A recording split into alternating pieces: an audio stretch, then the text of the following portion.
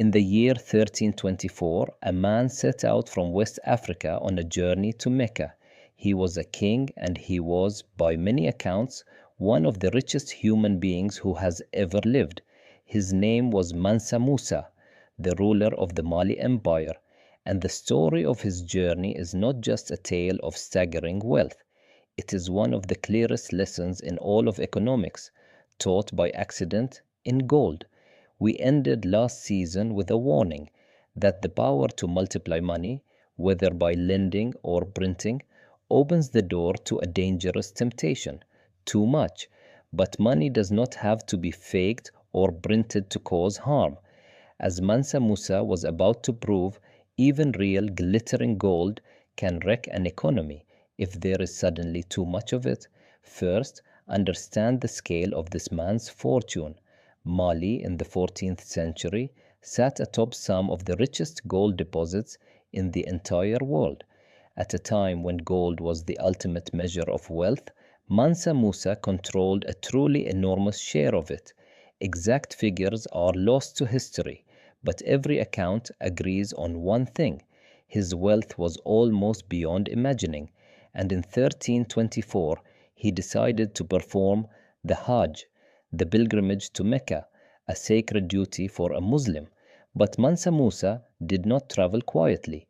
He set out across the Sahara with a caravan so vast it astonished everyone who saw it. Thousands of people, camels and horses, and a fortune in gold carried across the desert to be spent and given away along the route. His generosity was legendary and sincere. As he passed through cities, he gave gold to the poor. He gave gifts to officials. He spent freely in the markets. And when his caravan reached Cairo, one of the great cities of the world, Mansa Musa and his entourage handed out and spent so much gold that they left a mark on the city that would last for years. And here, in the markets of Cairo, economic history was quietly made, because Mansa Musa had, without intending to, done something profound. He had flooded the local economy with gold. Think back to a lesson we learned long ago, on a beach covered in shells. When something becomes far more plentiful, each individual piece becomes worth less. Gold was no exception. Cairo had a certain amount of gold, and that scarcity was part of what gave it its value. Then a king arrived and poured an enormous quantity of new gold into the city, almost overnight. The result was as predictable as it was painful. The value of gold in Cairo fell. When gold is common, it takes more of it to buy the same loaf of bread, the same bolt of cloth. In other words, prices, measured in gold, rose. This is inflation, not caused by a cheating ruler debasing coins, not caused by a government printing paper, but caused by an abundance of the real thing. Too much genuine gold chasing the same goods. And this is what makes Mansa Musa's story so remarkable. He was not a villain. He was generous, devout, and by every account, a good man doing a good thing.